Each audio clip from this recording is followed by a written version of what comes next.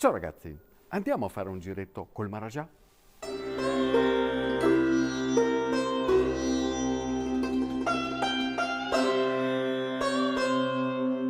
Questo modello è una Benz del 1914 con carrozzeria unica firmata da Schebera, storica famiglia tedesca nota per la costruzione di armature, e fu commissionata proprio da un Maharaja indiano.